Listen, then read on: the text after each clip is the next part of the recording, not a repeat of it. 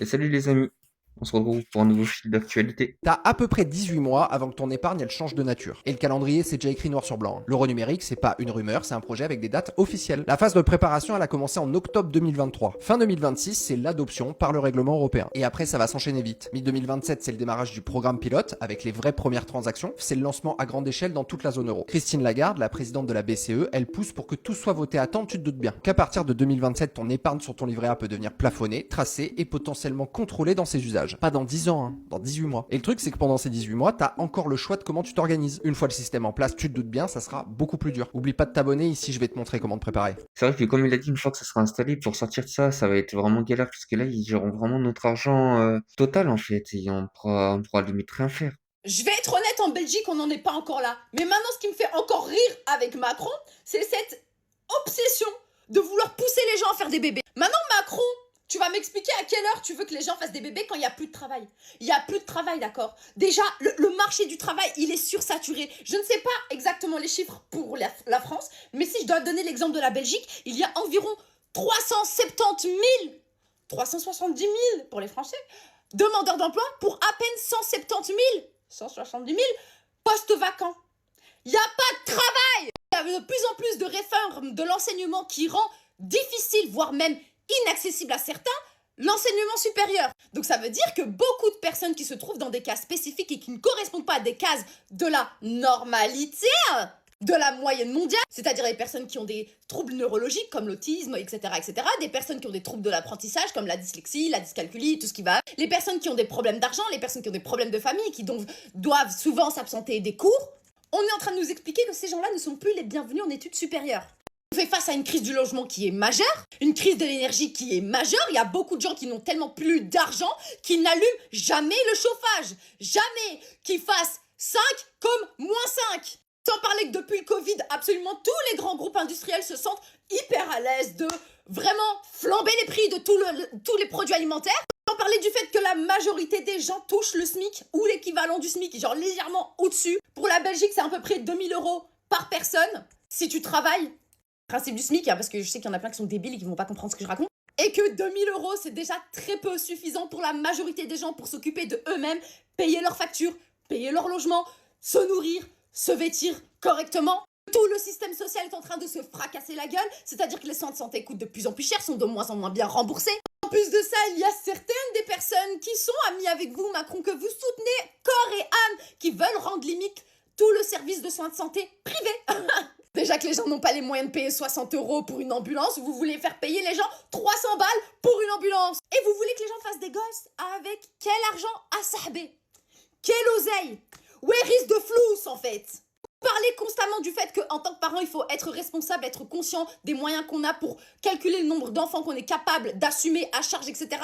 pour éviter de profiter du système comme si les allocations familiales étaient vraiment un don gratuit, favor, cadeau. Mais en même temps, vous voulez que les gens fassent des gosses alors qu'ils n'ont pas d'argent. En sachant que de plus en plus de personnes quittent le foyer familial de plus en plus tard parce qu'ils n'ont pas les moyens d'habiter seuls. Il y a un moment, mon pote, il y a un moment, mon coco, il va falloir que tu apprennes à faire preuve d'un peu de logique dans ta cabessa. Parce que je te jure, c'est pas la population qui est folle, c'est toi t'es fou. Tu veux que les gens fassent des enfants alors qu'il n'y a aucun avenir de sûr pour eux. Mais ça va pas. Et les choses comme ça, en vrai, c'est compréhensible qu'on n'avait pas envie de faire d'enfants. Ça devient beaucoup trop galère, on pourrait même pas les assumer, et ça devient limite pour nous assumer nous-mêmes. Donc au final, je comprends la plupart des gens. Imagine, tu votes en 2027 et t'as trois types à Bruxelles qui décident que ton vote, en fait, il compte pas. C'est pas de la science-fiction, hein. C'est écrit noir sur blanc dans une note française qui vient de sortir. Et j'espère que t'es bien assis parce que je te promets, tu vas halluciner. Nathalie Loiseau, eurodéputée macroniste, et Clément Beaune, un ex-ministre qui a été recasé au commissaire, viennent de nous pondre une note ensemble. Ils se sont concertés, ils ont pondu une note. Et le titre, j'espère que t'es bien assis, Bouclier démocratique français et européen. C'est joli, hein. Sauf que quand tu lis ce qu'il y a dedans, eh bien, t'as plus l'impression de lire une note politique. Non, t'as l'impression de lire 1984 de George Orwell. Le premier truc qu'il propose, c'est une task force électorale. Pendant les campagnes, les services de renseignement surveilleraient le débat public. Et un panel indépendant, j'aime bien le mot indépendant quand il vient de la Macronie, indépendant composé de qui, on ne sait pas, mais ce panel peut, je cite, informer directement les citoyens. quand un événement menace l'élection. Traduction, un comité de sages autodésignés décide à ta place de ce que tu dois penser pendant que tu votes. Voilà. Le ministère de la vérité, version Bruxelles. Limite le politburo. Enfin, je sais pas. Bref. Deuxième truc. Et là, tu vas rire, hein, mais tu vas rire jaune. Ils veulent activer le règlement européen DSA en mode urgence pendant les élections. Pour, je cite, retirer sans délai des contenus sur les plateformes. Et l'oiseau qui ajoute, je cite, la Commission européenne ne doit pas avoir la main qui tremble. La main qui tremble pourquoi ? Bah pour censurer, en pleine campagne bien évidemment. Ils l'écrivent, c'est sérieux. Troisième truc, et là c'est le pompon, une force européenne de protection démocratique. Des experts européens qui sont élus par personne, qui ne sont pas français, déployés chez nous pendant nos élections. Le modèle qu'ils citent, eh bien la Moldavie 2025. Et la Roumanie où on a annulé l'élection parce que le mauvais candidat gagnait. Donc voilà, c'est ça leur référence, l'annulation du vote. Quand tu sais que tu vas perdre les élections, ben qu'est-ce que tu fais ? Tu changes les règles avant le match. C'est exactement ce qui est en train de se passer. Et 2027 arrive là. Ils sont morts dans les sondages, ils sont cuits. Alors qu'est-ce qu'ils font ? Eh bien ils préparent le terrain pour invalider ton vote, tout simplement. Ça s'appelle pas un bouclier démocratique, ça s'appelle un bouclier contre la démocratie. C'est la réalité, je suis désolé. Donc voilà, ce qu'on disait depuis quelques mois maintenant, eh bien c'est en train de se réaliser. Quand on a parlé de la Moldavie, de la Roumanie, qu'on disait que ça va certainement arriver chez nous, eh bien voilà, Madame Loiseau te l'a annoncé avec Monsieur Clément Beaune. Allez, bonne journée. C'est vrai que là, c'est vraiment de la manipulation, tout ça, en fait, parce que ils ont envie de oui, et de toute façon, j'avais déjà mis dans une autre vidéo avant que ça serait, ils allaient peut-être mettre l'état d'urgence et des choses comme ça. Et moi, ça me surprend pas trop qu'ils essaient de modifier les règles pour pouvoir censurer tout ça, pour qu'ils restent là-bas. Mais de toute façon, ils ont prévu le coup, même si il n'est pas réélu. En fait, le problème, c'est qu'il a placé tous ses pions dans des points stratégiques. Donc, même s'il est plus là, et ben, il y a toujours ses petits potes. Tu savais que dans tes rêves, lire, écrire ou même avoir une conversation, c'est quasiment impossible? Si, si, je te jure. Et pourtant, hein, la plupart des gens sont persuadés d'avoir déjà eu une conversation dans leurs rêves. Sauf que quand tu y réfléchis un peu, bah ça ressemble plus à de la télépathie qu'une vraie conversation. Regarde, dans ton cerveau, t'as deux zones qui gèrent tout ce qui est langage. T'en as une qui gère la production des mots et l'autre qui gère la compréhension et la structure des phrases. Sauf que quand tu dors, et ben ces zones, elles sont inactives. Du coup, bah lire un texto, un panneau ou même un livre, par exemple, c'est quasiment impossible. Tu te rends compte, il y a moins de 1% des gens qui arrivent à lire dans leurs rêves quand même. Et c'est pas juste la lecture, hein, parce que les conversations que tu as dans tes rêves, bah elles sont souvent fausses. Parce que si tu y repenses bien, t'as jamais vraiment entendu la voix de la personne. Ou alors tu l'as jamais vraiment vu te parler en face. En vrai, t'as juste compris le sens comme si c'était directement dans ta tête. En gros, comme si c'était de la télépathie. Et il existe quand même une petite catégorie de personnes qui arrivent à le faire, et souvent, bah ces personnes sont écrivaines ou même poètes. En gros, ils passent tellement de temps à penser à des mots toute la journée que même la nuit, le cerveau il continue de travailler. Donc dis-moi en commentaire si t'as déjà eu des conversations dans tes rêves et oublie pas de t'abonner pour plus d'infos.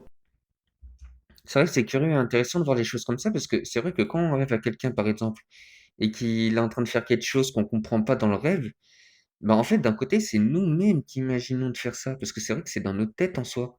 Mais c'est vrai qu'en première vue, on n'y pense pas forcément. Je trouve ça intéressant.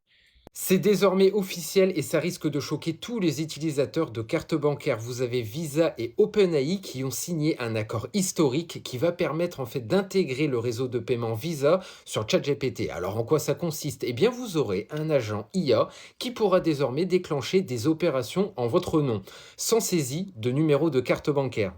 Pour faire simple, il suffira à un utilisateur de ChatGPT de lier sa carte Visa donc au service et de définir donc un plafond de dépenses par transaction et des catégories de marchands acceptés. Puis ensuite, choisir si chaque achat nécessite une confirmation manuelle. Ça paraît dingue. L'agent donc navigue et valide l'achat. Visa gère donc l'autorisation en temps réel et la surveillance antifraude, tandis que OpenAI pilote donc la recherche du produit automatiquement, sans votre intervention. Et à l'allure où ça va, eh bien on peut se dire que bientôt vous ne pourrez plus utiliser votre carte bancaire car ça sera un robot qui le fera à votre place. C'est vrai que là, on se rend pas compte, mais c'est vrai que plus tard, en fait, ça se trouve, on aura juste à faire, à dire, ouais, achète-moi ça, s'il te plaît, et puis en fait, du coup, ça s'achètera tout seul. Après, je comprends le côté pratique, tout ça, mais est-ce que vous auriez assez confiance pour passer votre carte à une intelligence artificielle et pas être sûr de tout ce qu'elle fait? En sachant que derrière, il y a des gens qui récupèrent toutes les informations comme OpenIA. Skibidi, ton à fruit vous fait rire? Moi pas du tout, ils sont en train de rentrer dans votre tête et d'instaurer quelque chose que vous ne voyez même pas. La désensibilisation. Est-ce que vous savez ce que c'est? Tout est fait exprès pour matrixer votre cerveau. Et là, nous y sommes. Un exemple, un cas pratique, je vous en parle. Le premier objectif, c'est la désensibilisation. Vous rigolez de la tromperie? Donc ça devient normal, c'est ok. Du coup, le cerveau réduit sa réaction émotionnelle. Vous voyez une femme pleurer, un homme hurler, vous rigolez, c'est drôle, donc c'est normal. Ok, pas de problème. Vous allez me dire, mais pas du tout, je sais très bien que c'est pas normal. Je rigole, c'est tout, au premier degré. Ce que vous comprenez pas, c'est que c'est votre subconscient. Et ça, c'est scientifique, qui va s'y habituer au fur et à mesure. Même si vous allez continuer à vous dire, non, mais moi je sais, c'est juste pour rire. Mais attention, il y a aussi les plus jeunes, et les encore plus jeunes.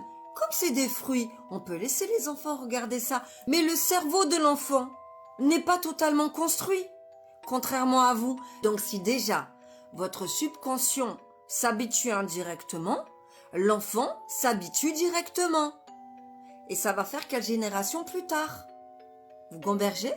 Ils essayent d'instaurer de la normalisation sociale. C'est comme l'éducation S à l'école. C'est le même principe, sauf que là, c'est sur votre téléphone. Les habitudes façonnent notre perception du normal.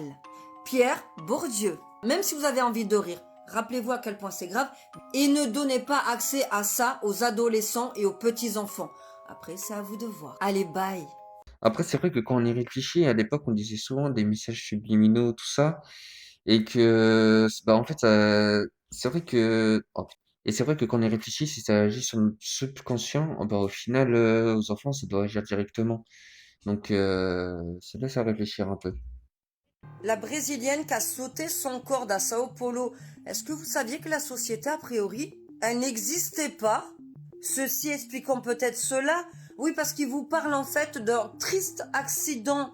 Non, c'est de la négligence sévère, c'est de l'incompétence avérée. Et bien la preuve, sur les t-shirts des soi-disant professionnels, il y a marqué entre cordasses. Et si je vous dis que d'après l'enquête de police, elle n'existe pas, cette société. Donc ça serait des sots sauvages. Et franchement, je pense qu'il y aurait eu moyen de vérifier l'information avant, mais qui aurait pu s'imaginer que c'était le cas. Enfin bref, il y a 3 hommes qui ont été pour l'instant mis en examen de 27 à 42 ans. Ces individus organisaient des sauts à des endroits différents du Brésil. Et ce jour-là, ils étaient sur ce viaduc, sur ce pont-là. Mais vraiment, moi, il y a un truc que j'arrive pas à connecter en fait sur la vidéo, je suis désolée. On voit la corde par terre. Quand la jeune femme, elle est dans les airs, là, avec le seau de l'ange, on voit bien qu'il n'y a rien qui est accroché. Mais comment personne n'a pu s'en rendre compte? Il y a même le mec qui filme, les mecs qui la portent, il y a encore des... Mais oh, on est où là en fait? Et qui devait procéder à la vérification? Même ça, il se renvoie la balle. Non, c'est pas moi, mais c'est lui. Non, mais moi, je crois que c'est lui. Mais non, en fait, c'est moi. Mais non. Oh, vous êtes 3, vous êtes 4, voire vous êtes 5. Tout le monde peut vérifier, en fait. Pour vous, mes abonnés, est-ce que c'est un terrible accident ou est-ce que c'est vraiment de la négligence avérée et du coup, pour moi, aggravée? Dites-moi en commentaire. Vraiment, c'est une négligence aggravée parce que c'est vrai que, comme elle a dit, en vrai, ils sont 5. Déjà, c'est une fausse entreprise. Et ils sont 5. Et je sais pas, son propre mec, il a pas vu qu'il s'était pas accroché. Moi, le seul moyen que je vois, c'est qu'ils sont amusés à la porter comme ça, qu'ils l'ont jeté d'un coup, qu'il y a personne qui a rien compris. Parce que pour pas se rendre compte que c'est accroché alors que son propre mec la filme, je sais pas, il y a un problème là. Il y en a beaucoup qui m'ont pris pour un fou quand je vous ai dit que les mangas étaient inspirés de la réalité. Comme Full Metal Alchemist par exemple, on nous parle littéralement des pactes avec le diable, avec l'échange équivalent que chaque humain doit effectuer pour espérer obtenir ce qu'il désire. Donc en gros, quand on vous parle des célébrités qui ont donné leur âme, qui ont vendu le paradis pour obtenir la gloire sur terre, c'est de ça qu'on est en train de vous parler. Même Kanye West qui avait clairement assumé. Ce qui est extrêmement flippant dans le manga, c'est que de base, c'est 2 enfants qui essayent de faire revivre leur mère. Donc leur intention, elle est noble, mais ce qui se passe au final, c'est qu'ils n'arrivent pas à la ramener du royaume des morts. L'espèce de magie occulte qui a été utilisée pour tenter de désobéir à Dieu, au final, elle sacrifie un des 2 frères comme monnaie d'échange. En fait, ça me fait littéralement penser à toutes les rumeurs de grandes stars américaines, comme Michael Jordan par exemple, qui avait offert son père, Kanye West sa mère. Je vais pas tous vous les citer, mais il y en a énormément. D'ailleurs, on nous en parle même dans Naruto avec l'espèce de technique de réincarnation d'Orochimaru. Pour ramener un mort à la vie, il est obligé de sacrifier son corps en échange. D'ailleurs, pour maîtriser cette technique, il a dû faire des milliers d'expériences sur des enfants qu'il a kidnappés. Ça vous rappelle pas quelque chose? Toutes les espèces de rumeurs qu'il y a sur les enfants qui sont dans la zone 51. Même plein de films et de séries qui en parlent, en nous expliquant que toutes ces expérimentations, elles sont faites pour créer l'humain parfait. Il va entre guillemets nous permettre d'allonger notre espérance de vie. Encore une fois, c'est exactement ce qu'on a vu avec les dossiers Epstein. Les écrits religieux qui nous disent qu'il y a une poignée d'individus sur Terre qui sont prêts à tout pour vivre 1000 ans. Et Orochimaru qui est exactement comme ces gens-là. D'ailleurs, au final, il y arrive. Il y a même le film Get Out qui en parle. Et là, je suis en train de me demander si ça va pas bientôt arriver, si ça existe déjà, juste qu'on le sait pas. D'ailleurs, si je me trompe pas, il y avait même Jack Daniel qui avait dit dans une interview que la transmutation génétique, elle allait bientôt être possible et qu'elle serait réservée juste à une poignée d'individus, l'élite de l'élite, pour entre guillemets vivre comme des espèces de dieux sur Terre. Donc nous, les pauvres, on va faire que souffrir.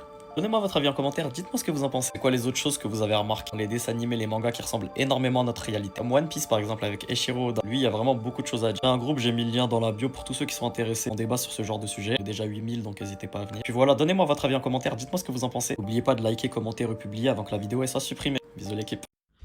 C'est vrai que des fois, c'est curieux quand même comment ça peut ressembler à la réalité en vrai. Parce que je me dis qu'il y a forcément des gens côté Einstein, tout ça, qui ont dû essayer des phases comme ça en vrai, je me dis. Attends, tu m'as dit qu'en premier, il y avait quoi? Mais non. Je te jure. À quoi vous sert l'intelligence artificielle? Est-ce que vous avez créé une entreprise avec? Ou je sais pas, coder une appli en 3 secondes? Ou peut-être trouver un vaccin? Un truc pour révolutionner l'humanité? Ah non, non, ne répondez pas. Parce que je sais. Je sais pourquoi vous l'utilisez. Parce qu'il y a un article de la Harvard Business Review qui vient de sortir sur les 100 usages de l'IA générative en 2026. Et le numéro 1, c'est pas trouver un vaccin. C'est thérapie et compagnie. Voilà. Donc en fait, pendant qu'on pensait que l'IA allait surtout servir à automatiser le monde, les gens l'utilisaient pour dire: est-ce que quand j'écris ce message, je suis toxique? Pourquoi je me sens vide alors que tout va bien? Est-ce que mon ex est un pervers narcissique? Et ce qui est drôle, c'est que OpenAI avait déjà sorti une étude sur les usages avec ChatGPT. Il citait 3 grands usages: les conseils pratiques, la recherche d'informations et l'écriture. C'est très propre, très corpo, très j'optimise ma productivité. Et puis Harvard Business Review arrive avec un détail qui fait comprendre que conseils pratiques, bah parfois ça veut dire: ChatGPT, est-ce que je suis en train de saboter ma vie sentimentale? Alors je me permets de vous donner d'autres choses qui sont dans le top, à savoir dépannage, vous avez un tuyau qui coule, comment on fait? Fun et absurdité sur les outils créatifs, donc je veux mon chat en version animée, et ensuite fanfiction, conseils relationnels, organiser sa vie, Bon, ce qui veut dire que l'IA, en gros, c'est à la fois ton psy, ton pote tout le temps disponible, et surtout la personne qui te dit: non, je te déconseille d'envoyer ce message à 2h13 du matin. Je trouve ça dingue. Parce qu'on pensait que l'IA, elle allait surtout rentrer dans les entreprises, alors qu'en fait, elle est rentrée dans nos doutes, dans notre tête, nos relations, nos insomnies, et pour combler notre solitude. Et cette étude-là, elle montre un vrai tournant de l'IA, parce que c'est pas seulement une machine qui travaille pour nous, c'est une machine qui parle avec nous. J'en étais consciente qu'il y avait ces demandes-là, mais je suis quand même choquée. Et ça me fait vous demander un truc, vous l'utilisez pourquoi? Et soyez honnête, hein. Si vous me dites c'est pour faire des tableaux Excel, permettez-moi de douter. Mais c'est curieux en vrai, j'aurais pas cru que c'était ça les utilisations premières, et j'aurais cru que c'était plus dans la médecine, automatisation comme ça, tout ça que, comme on l'a dit. Mais bon, après, c'est ça, hein.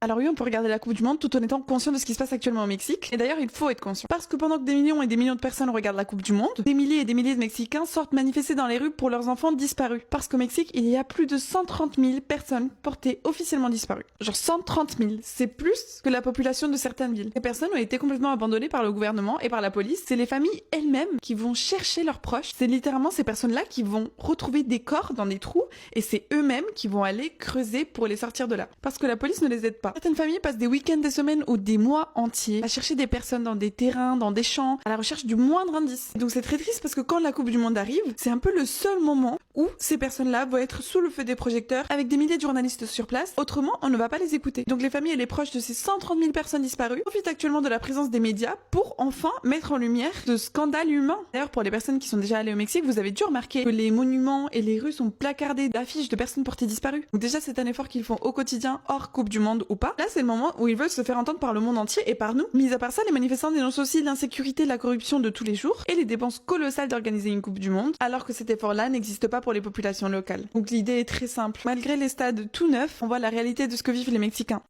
C'est vrai que ça, c'est quand même important. En fait, ils négligent le peuple par rapport au foot, tout ça, alors que quand on regarde, ça développe des millions et des millions et des millions. C'est vrai que c'est un peu injuste quand même. Mais bon, la vidéo, elle est finie. Je vous dis une bonne journée et une bonne soirée.